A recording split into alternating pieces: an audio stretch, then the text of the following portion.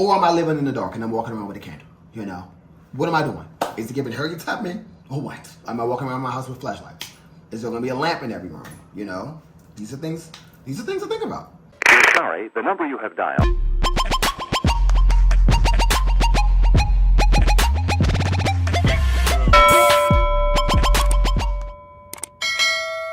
Today's video, we're going to talk about the do's and don'ts of the design center if you're building a new construction home. This sounds like something you're interested in? Make sure you subscribe to the channel. Today's going to probably be a lengthy video. Grab your popcorn, grab your juice, you know, get cozy. What is a design center? Okay. Well, a design center is normally a place that you go to pick your upgrades, to pick your flooring, cabinets, tile, backsplashes, anything like that, the look of your home.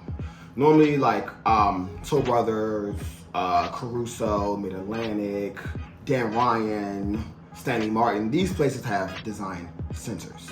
So normally when you're building a house by these builder grade companies, they'll have like Shaw Flooring there. It'll be a lot of different companies that they already specialize with. But in these meetings, you normally have about 1 to 6 hours. I'm just gonna keep it real with you. You have about 1 to 6 hours in this design meeting. Now, depending on who you're building with, can be multiple design center appointments.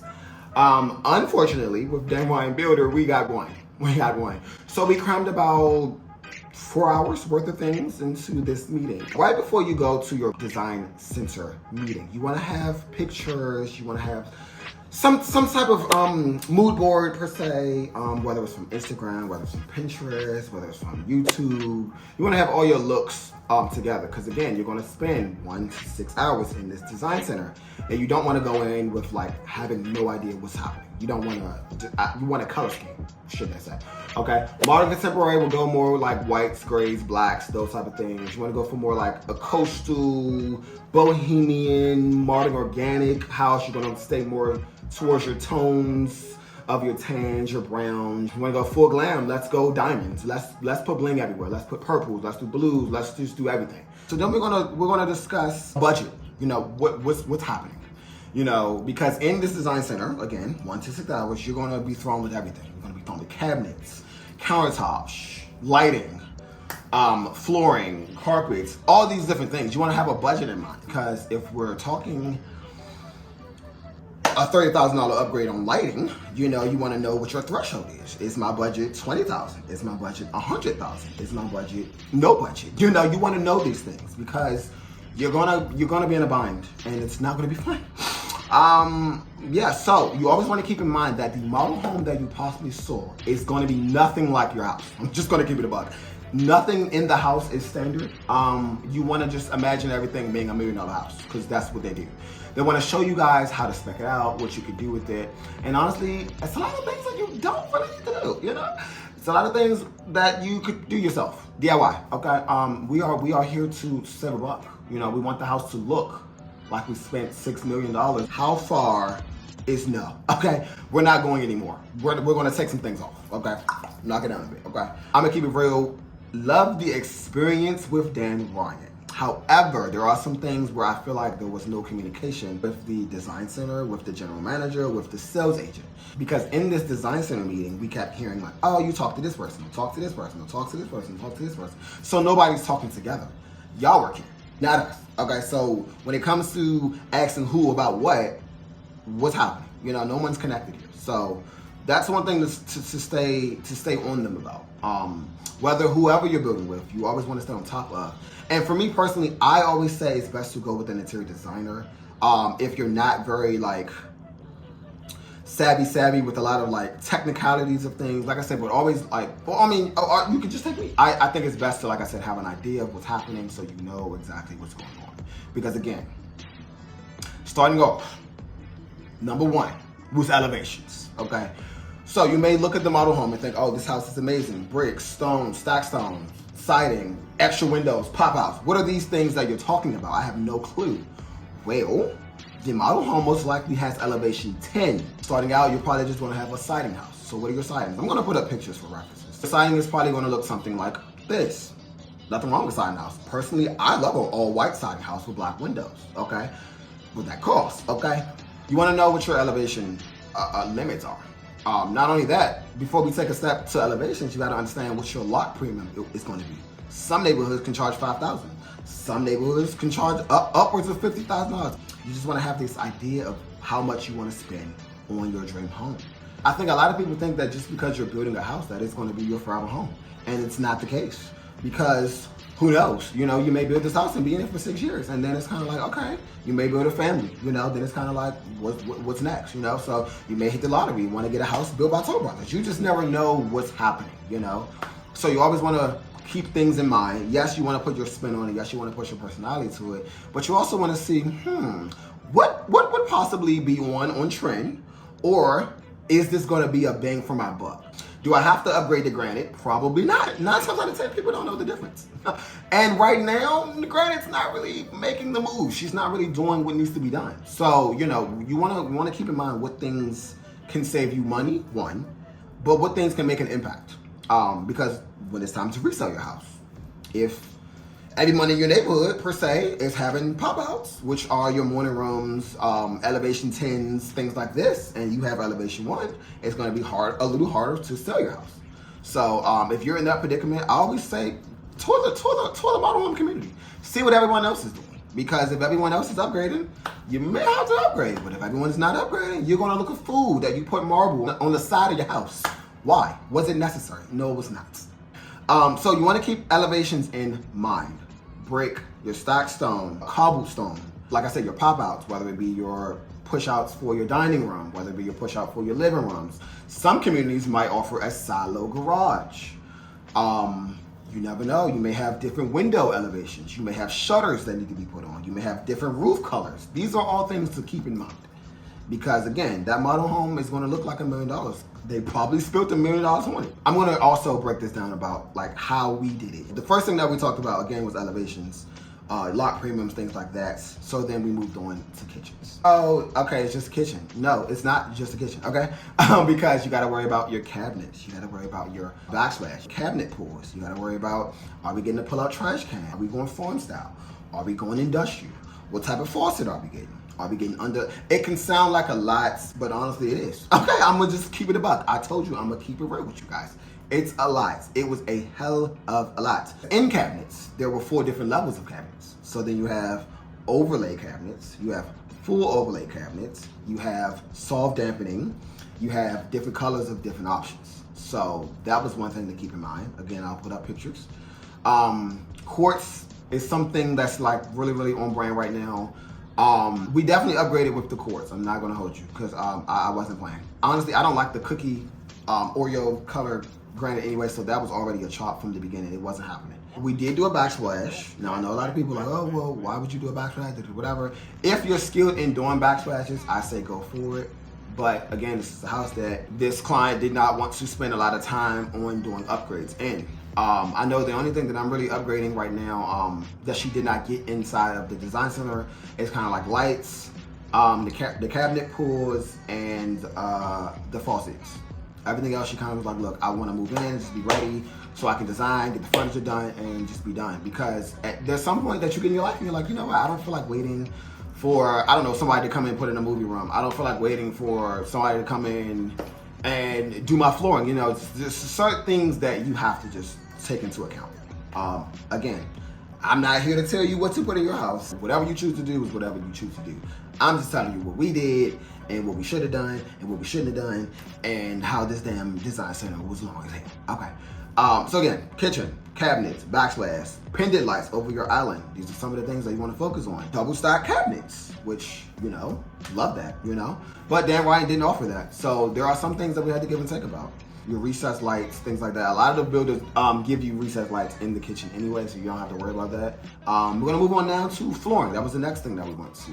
Basically, in this standard house, it's gonna be carpet everywhere. The only place that you're really gonna have like hardwood floors is like the foyer of the house. Your formal living, formal dining, your great room, these type of places, your studies, everything like that would have carpet. We chose not to do carpet on the first level anywhere. We chose to do luxury vinyl planks in the color orange brown color per se. I'll put up a picture. We did upgrade the padding on the carpet. Now we did not upgrade the carpet itself. For us, it just made sense to do an 8-pound pad underneath. And to me, it feels amazing on your feet. Again, you can upgrade flooring if you choose to. You can choose to do nothing and then upgrade and have somebody come in. Totally up to you. But we just chose to do 8-pound pad. We did luxury vinyl planks in the bathrooms and all the secondary bathrooms. And we chose a Contessa marble on the bathroom floor. And we chose to do that inside the shower as well. We did upgrade the countertop in the owner's suite bathroom. So I put in a picture of that. In the basement, we chose to go more darker for the carpet. After flooring, we moved right to bathrooms, which in the secondary bathrooms, we did upgrade the towel in the bathroom to be all the way to the top. Because to me, I can't spend $700, $800, $900, $1 million on a house and the tile is not going all the way up. It's not on brand. Kept the cabinets pretty simple. We did a brown oaky type of cabinet. I'll put that up. One thing that was standard for the owner's bathroom was the niche in the wall. And we found out by neighbor that you have shelves that you can put in the bathrooms. So that was cool. The bathrooms is again something that you're probably not going to spend a lot of time on, but it depends on like how your family works and things like that. Because again, we didn't upgrade a lot in the secondary bathrooms, but then it sounds like we kind of did. So we still kept the standard things, but we wanted to still keep it like cohesive. So from bathrooms, we moved to railings. I mean, it's a rail. No, there were 4 different types of railings. I'm gonna put in a clip where they had like, you know, antique looking ones, they had super modern ones. We did a oak stairs, which was an upgrade. We chose to do a modern rail, which was an upgrade. We chose to do hardwood floors going up the stairs, which again is an upgrade. And then when you get up the steps, on the landing part, you have to upgrade that as well. So it's 3 or 4 different types of just for rails, just for the steps. We weren't even offered to do carpet off the steps going to the basement. That wasn't even a thing. There's a lot of builders that offer different things. Dan Ryan was not one of the people that offered to take the carpet off the steps. So again, that's a different project down the line if we choose to. If you have a budget in mind, you gotta just have also a little leeway, a little wiggle room to understand that some things you gotta sacrifice, you know? Do I really want hardwood stairs or do I want carpet on my stairs, you know? It just depends on how your family functions. So from railing, we moved on to different accents in the house. So what are your accents? Your accent. That's not your accent. It's time to get buck wild. The chair moldings, which is around the dining rooms normally. Your tray ceilings, your fireplace, your mud room, your vents over the doors, and your crown molding. Nowadays, people are doing more of the modern chair molding, which will be kind of like a modern farmhouse, board and batten type of situation. Now, we chose to do no chair railing, but stay tuned. That's all I gotta say. We chose to do no chair railing in the formal dining room. Just keep that in mind. Just subscribe so you can see what I'm talking about. In the model home, they had 3 tray ceilings. We did the tray ceiling in the formal dining room, and we did the tray ceiling in the owner's suite. Keep in mind those costs. And the tray ceilings do not come with lights, so just keep that in mind. Fireplace, we actually saved money because we chose to do a fireplace built in the wall, which will have a mantle on it, and then your TV will mount above that.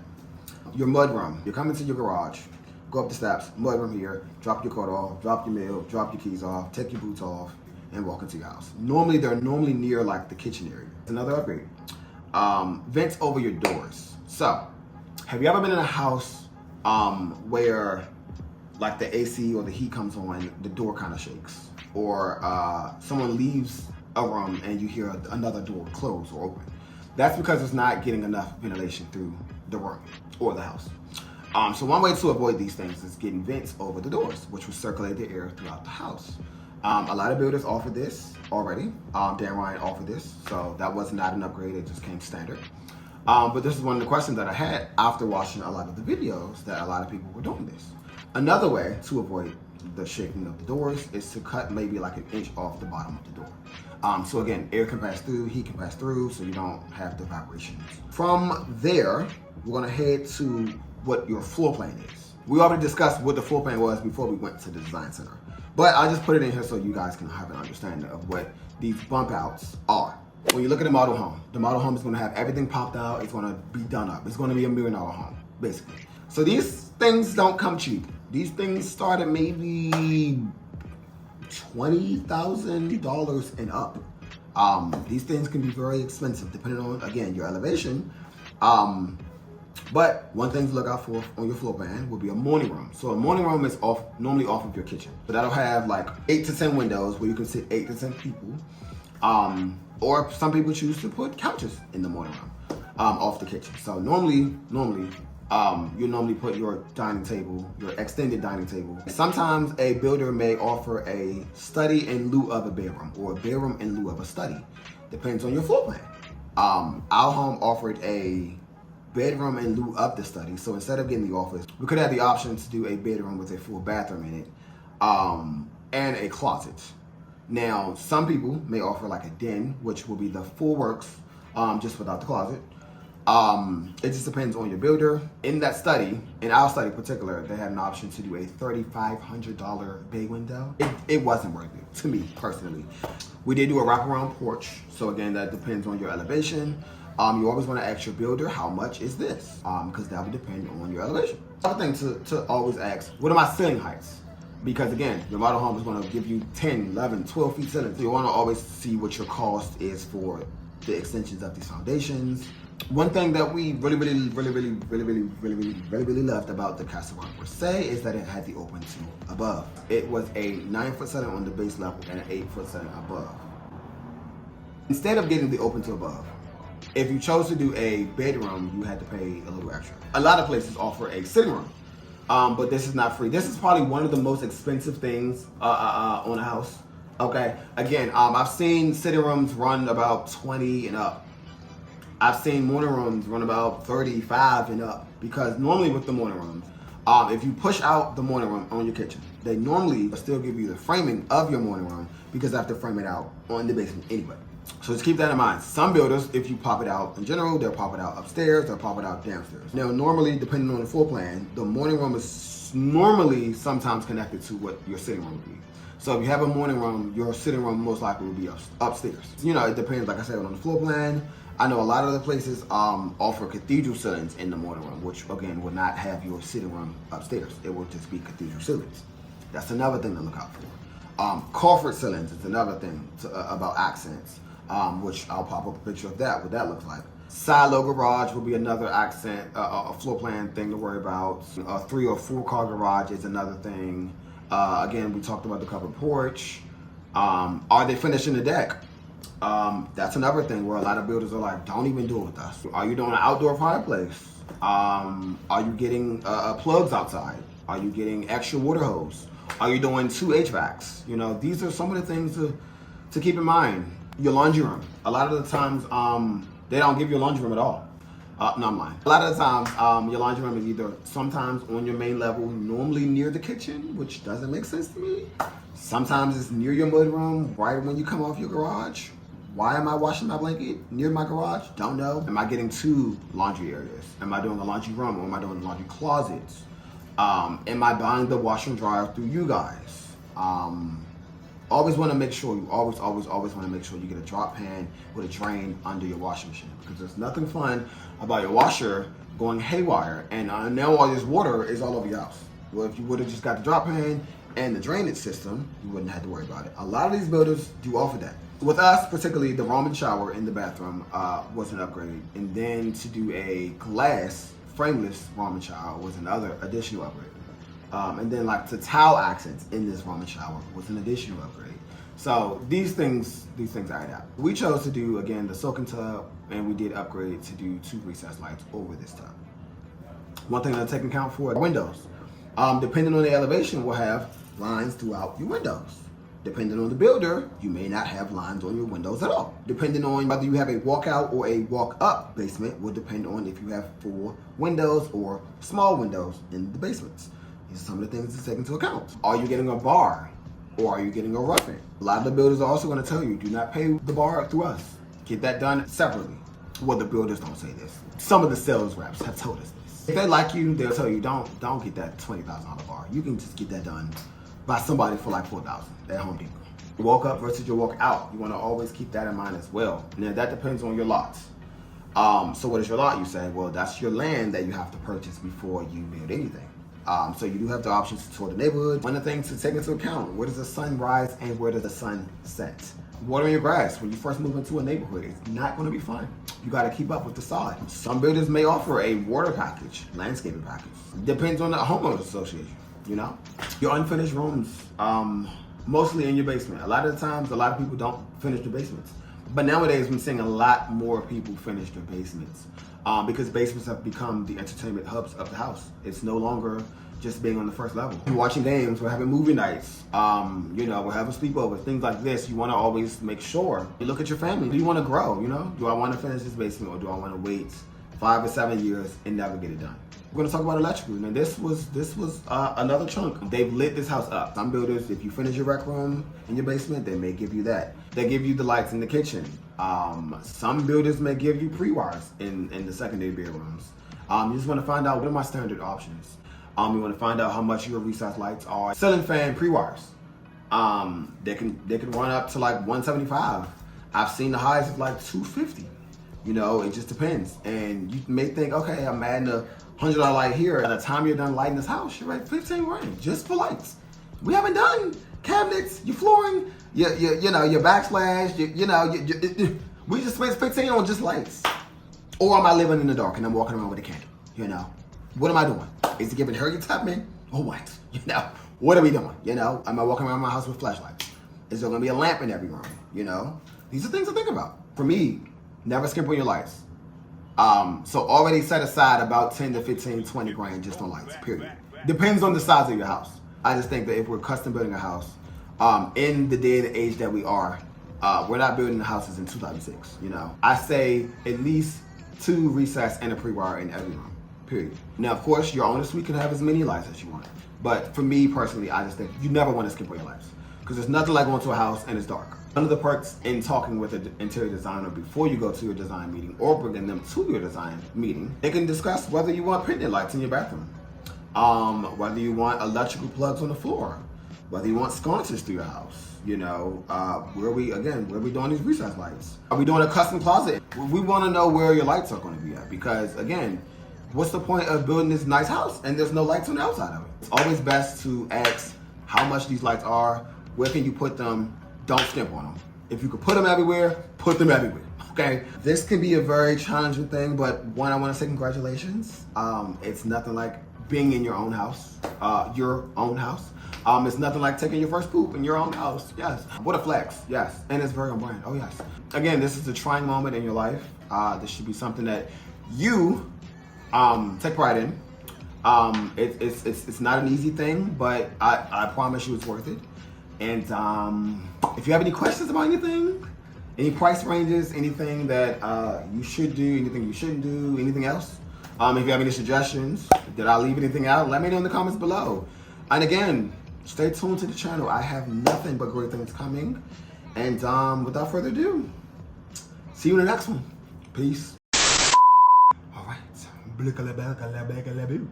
Oh, okay. Love this. What's happening? Am I droning? With my washing machine? I know I need to slow the down. I am getting sleepy, y'all. It is really like 9 o'clock. And why am I this sleepy? I don't know.